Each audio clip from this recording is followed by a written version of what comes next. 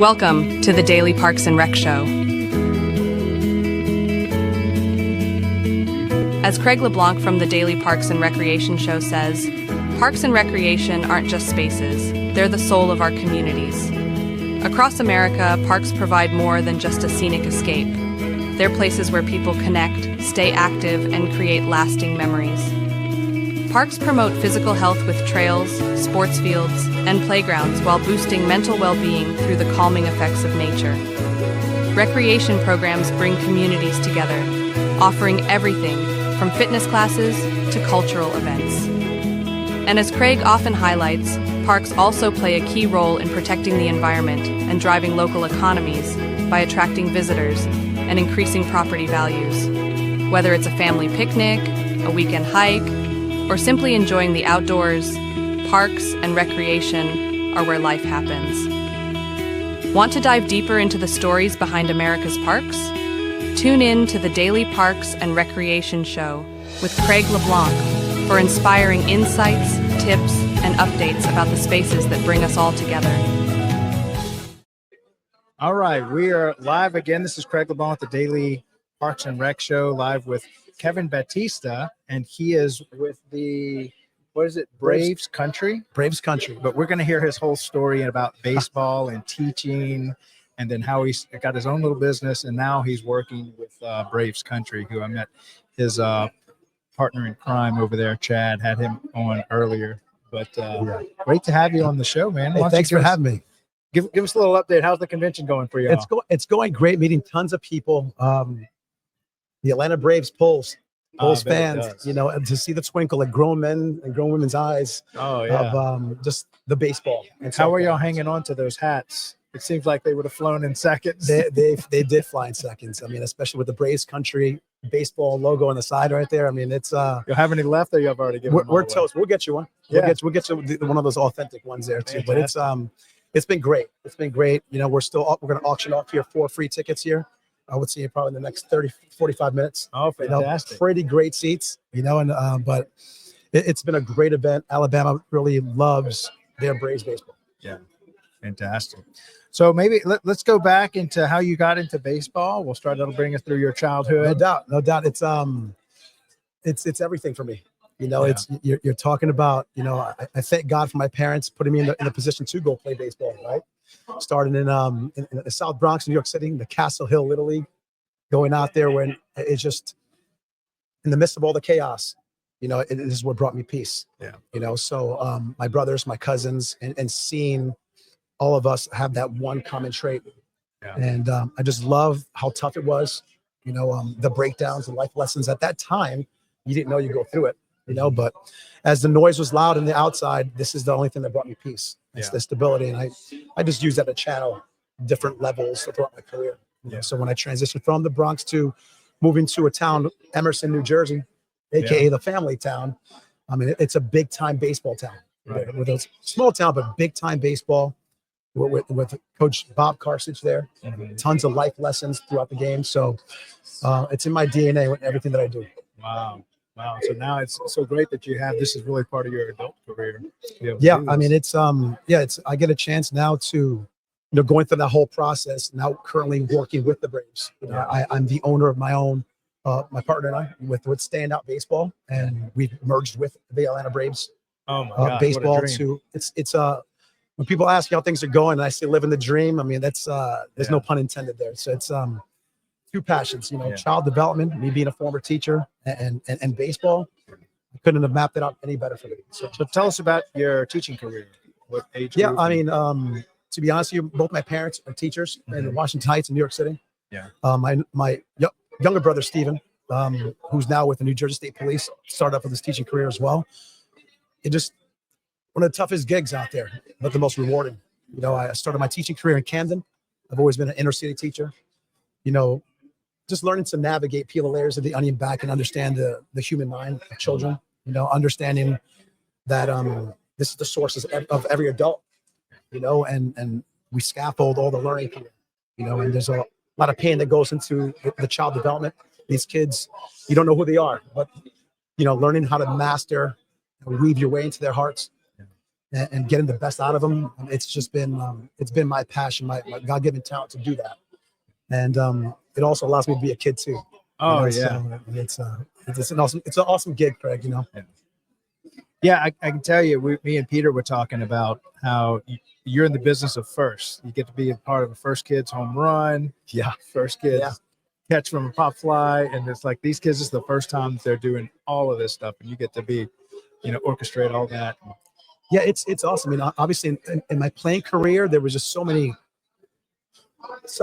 achievements. I get that, but the rewarding stuff really started happening. I mean, play college baseball in Georgia, and here it is 25 years later, still the best of friends with those teammates. Wow. One of my best friends is my business partner for Standout, Josh Granat. And all the sacrifices we've been through as teenagers, to know that we can go through murky waters together in the business mind, I wouldn't trade it in for the world. So those are the things you learn that way. He was a business sensitive kind of guy, working with franchising, small business work. Right. That's why I brought him on board, and he's been a godsend, along with Chad. Chad was my one of my coaches in college. Right. 17, 18, or 18, 19, 20 years old. And for that guy to bridge the gap between us and the Braves, it's again, dream come true. Fantastic. And so how did this opportunity arise for you to work with the Braves? A lot of it was, with the blessing of being a teacher for all those years. And I taught in Las Vegas that way. So a lot of the buzz that we started creating back then was just me being the teacher and me being this professional instructor and working with some kids that are not big league baseball players, but just cultivating those kind of kids. When I believe that when I took this idea from Standout from Las Vegas out here, and understanding that I just want to prioritize kids and their learning first. Right. And, Chad was a huge advocate in saying, well, this is more than just developing or putting out baseball camps and rolling ground balls to kids. This is more of like, what do we get to do to create excitement, empowerment, and create and cultivate little leaders. Right. And that right there allows them to be safe in their own skin and really enjoy and respect their own individual creative process. Yeah. Yeah. And so now you get to do this full time. I still do instructing here, working with teams as well, work with big leaguers and professional guys. But this with the Braves and Braves Country clinics has been an eye-opening experience. I'm able to travel, 6 different states in Braves Country and get to meet wonderful people from cities like Jackson, Mississippi, and Enterprise, over there in Denver, North Carolina, Aiken, South Carolina, and even in our backyard in the Atlanta region. Right. Just great people that are just such advocates of child development. And a lot of these guys are volunteers. This is like their second or third gig. Right. And for being put in the trenches, I give the utmost respect to those guys. But putting the kids first is a big deal to us. And for me, the rest falls into place. Now, what are the 6 states again? It's Mississippi, Alabama, Tennessee, North and South Carolina, and Georgia. Okay. And so if you are a Parks and Rec department that wants to participate, how does that work? Yeah, they just got to reach out to Braves Country and Braves Clinics. Just reach out to us with the Braves, and we will do whatever it takes to make sure that we bring this exciting entertainment to you. Yeah. It's just injecting life back into baseball. As we all know, I think the biggest pain point we hear from a lot of rec organizations is the mass exodus of their players leaving. And travel ball, which has their own suit, but not every kid's a travel ball kid. Yeah. And the majority of the kids don't want to pursue it to that level of intensity. Right. And more importantly, the parents just want a baseline for their kids just to learn, and so that's kind of where this all started with Standout and unifying the organization's parents, players, and coaches.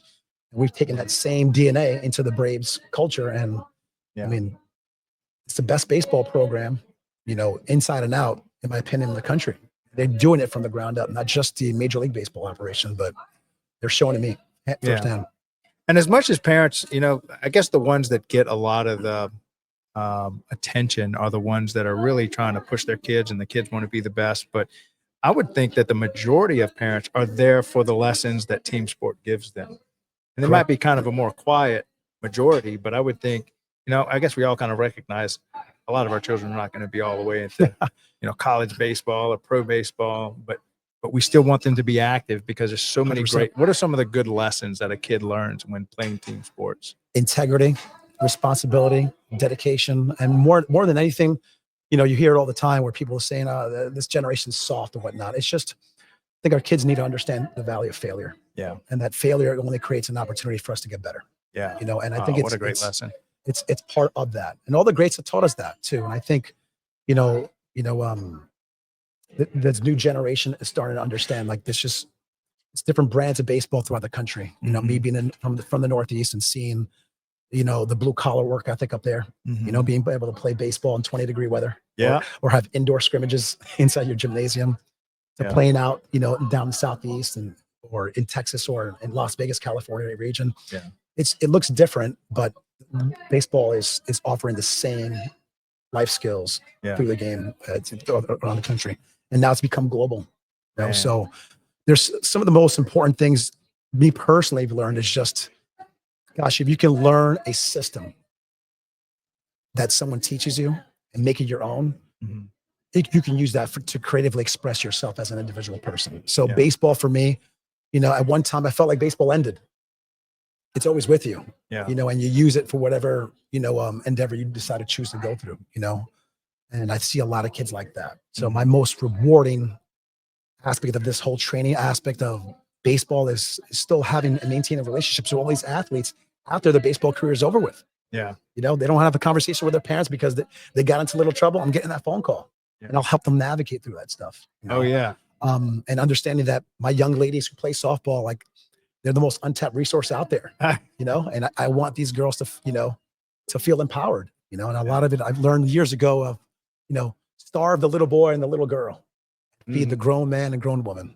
So it's just, it fills my cup with a lot of things that I do. And my job is just to be contagious and create that standout philosophy, throughout everybody. But more importantly, with this new opportunity of the Braves clinics, it's more than just a camp. Rolling baseballs and hitting dingers over a fence. It's, what are we going to learn today about being a better young man and young woman? Yeah. Yeah. Isn't it great when they come up to you later and they're like, coach, they still call you coach, even though they're your size. Yeah. Or they're blasted past me. Look, I'm looking up to them, like, and they're looking at coach and give me hugs. It's just, it's awesome. Yeah. Some of these guys are parents. I mean, I'm older and I'm 47, but it's just, it goes by pretty quickly. With the ultimate joy, honestly, right now, I'm a father of 4. Fantastic. I got 3 girls, Isabella, Valentina, Viviana, and my son, Alamar, who's 8, and he's knee deep in it.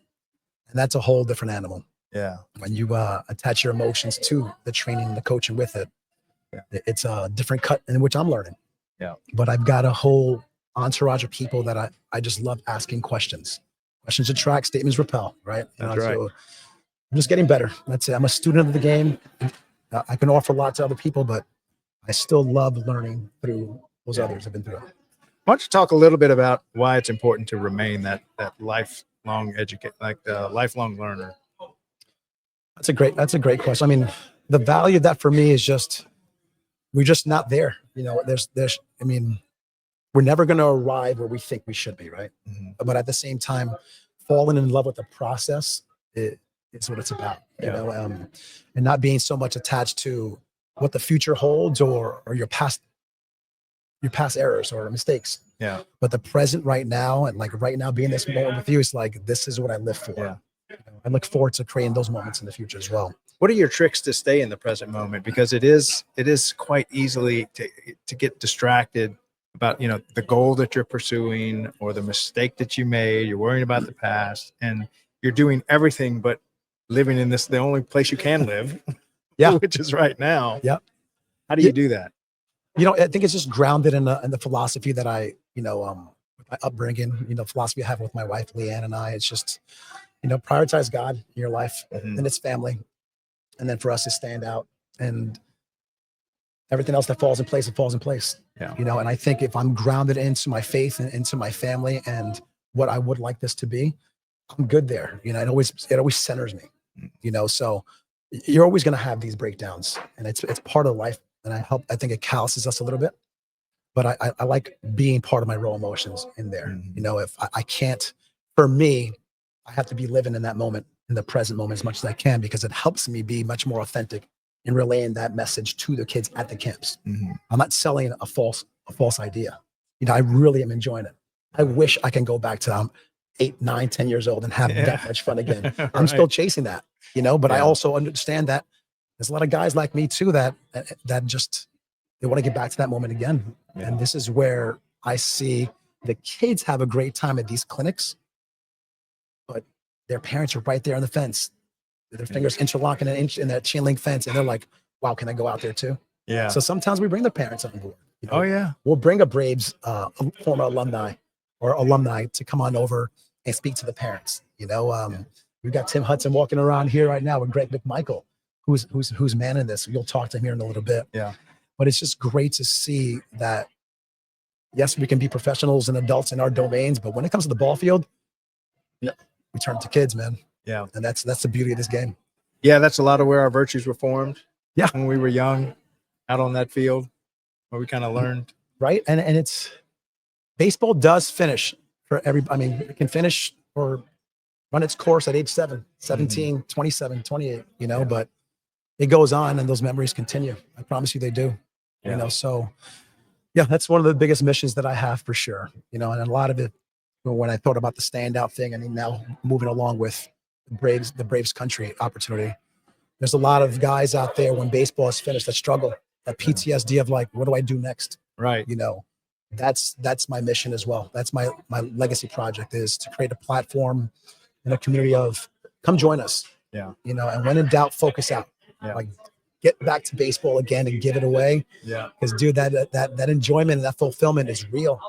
Yeah. It's real. And to see the light, the enlightenment you give to the kids and the empowerment you give them, you know, never stand in front of the kids' vision. Stand behind them. You can always tell, hey, watch out for these roadblocks here, watch out here, but just tap them in the shoulder, parents, you know, coaches, and just let them lead you. They want to. Right. They want to, and they'll feel safe if you're behind them. That's the best way to guide. You know, and one thing I've learned about being around little kids is they don't have a problem living in the present moment. It seems like the adults have a problem. I've learned about future and past. Them kids are dialed right into right now. I know it. I mean, and they have such an enjoyable time. That's a great observation. I mean, kids, listen, I was one of 1 to 3 teachers, and I taught inner city elementary school for 23 years. Yeah. You know, dealing with behavior issues, dealing with other nonsense. But gosh, those kids they're present. Oh yeah. And they're in it and they're sharp, you know, but they don't have limitations like that unless you start putting it on them. Right. You know, and a lot of it is they learn their limitations. They learn it. They learn it through us and through our own personal, and you know, so that's why living in the present is a big deal. I mean, because there's a lot of choices that I made in the past that, you know, weren't congruent with my vision right now, but I don't want to spew that onto these kids. So that's my issue that I get a chance to work on. But for them, I mean, I see with my son right now, like my biggest objective is I don't want to pass along any of those other fears, you know, a lot of the great tools. And my son Alamar he's my inspiration. That kid is relentless, and he's always constantly engaged and learning. And, you know, he probably loves me more than baseball, as he should. Right. Yeah. But he makes me be a better man, you know, and my wife too, is my anchor. You know, I don't spend a lot of time without being with my family because this is what I do. Yeah. But she understands the value of my passion. So Dan out there, I love you. She's my rock, my anchor, man. It's without her, these dreams, I wouldn't be able to fulfill these dreams. And it's going to be huge. Yeah. It's going to be huge, Craig.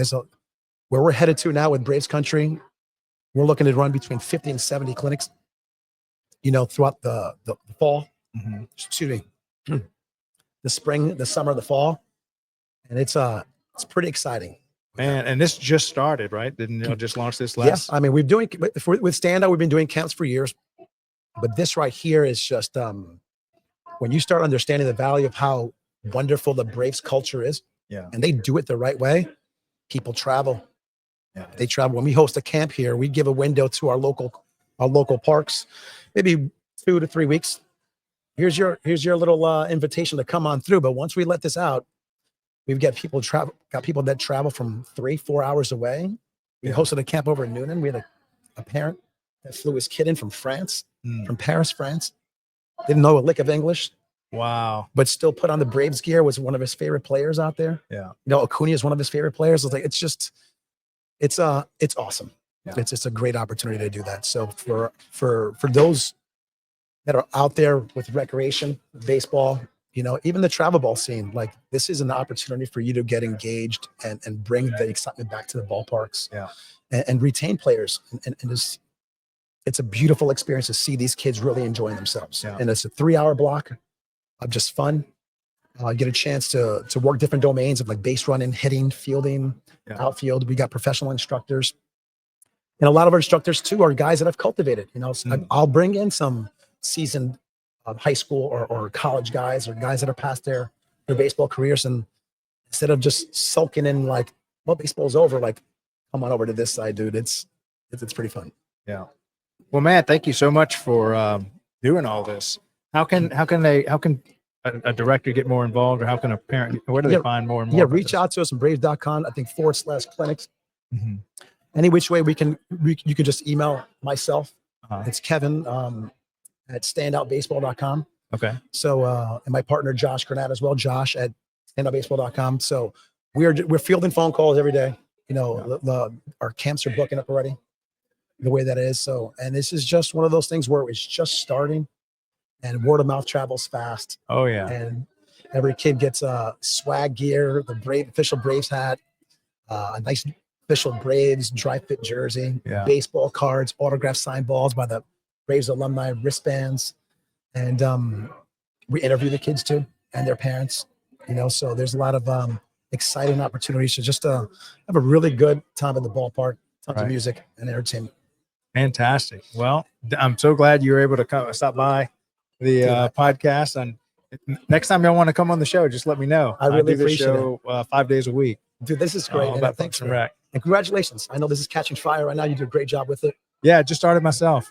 Kicked this off in December, and this was supposed to be the ramp up. Not a lot of stuff, not a lot of people paying attention. And within, I mean, we're still in January. This is it. It's taken off. So I look forward to getting back here again. You know, I'll get a chance to bring my friend Greg McMichael, can speak more into the Brave stuff right here with you in a couple seconds. But yeah, I really do appreciate the opportunity, man. And brings joy to my heart just to go back down memory lane, right? Love it, man. So I really, really appreciate it. Keep doing what you're doing. I appreciate it. Good Thank you so having much. Yep. All right, guys. Welcome to the Daily Parks and Rec Show. Today, we'll discuss how parks and recreation improve the well-being of our communities. These spaces promote healthy living, foster connections, and support local economies.